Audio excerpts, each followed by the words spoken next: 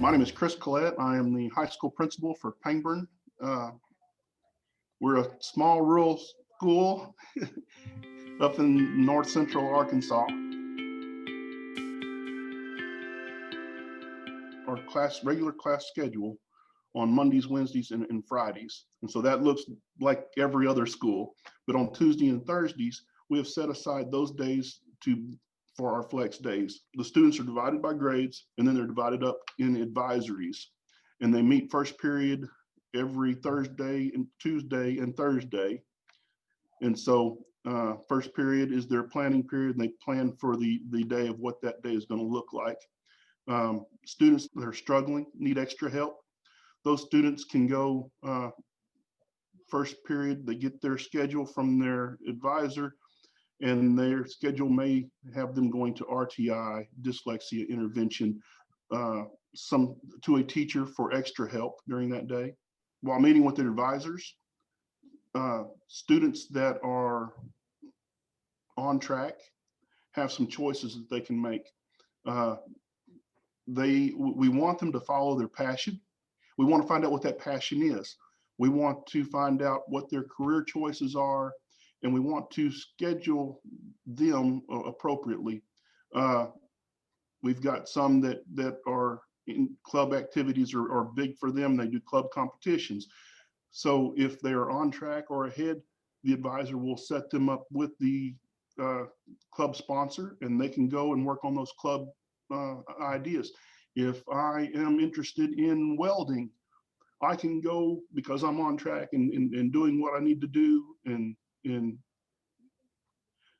ahead of the schedule, I can go to an extra welding class.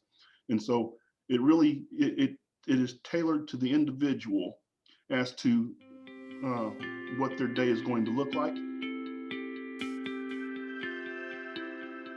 We started this process looking at our data, looking at our ACT Aspire scores, looking at the STAR testing data, seeing where our kids were struggling. And we felt like they needed more individualized one-on-one small group work. And this provides the time for that. We also had a group of students that were extremely intelligent, had a plan to go to college, but didn't have a plan what to do when they got there.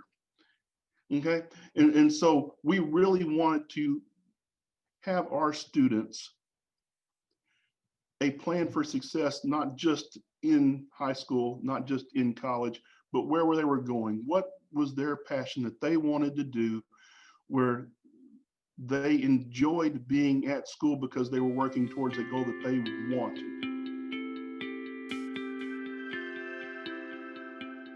The communication has been trying to find the right mode of communication, trying to find, we've tried lots of different Google Docs, but teachers will come in and say, this is what I'm doing, and they'll have an example of the way they're communicating with their students through advisory. People are sharing ideas, and we have tweaked our documentation several times to make it more efficient through that process. But using Google Docs, Google Sheets, forms, we've been able to share with each teacher and with students. They can pull up their schedules now. We can go in and modify that, and so every teacher sees that modification right then. So that's been a very good platform for us to communicate. Ninth grade year, I divide the advisors up, their ninth grade year. There's about 12 to 15 students in each advisory, and that advisor stays with them their entire high school career.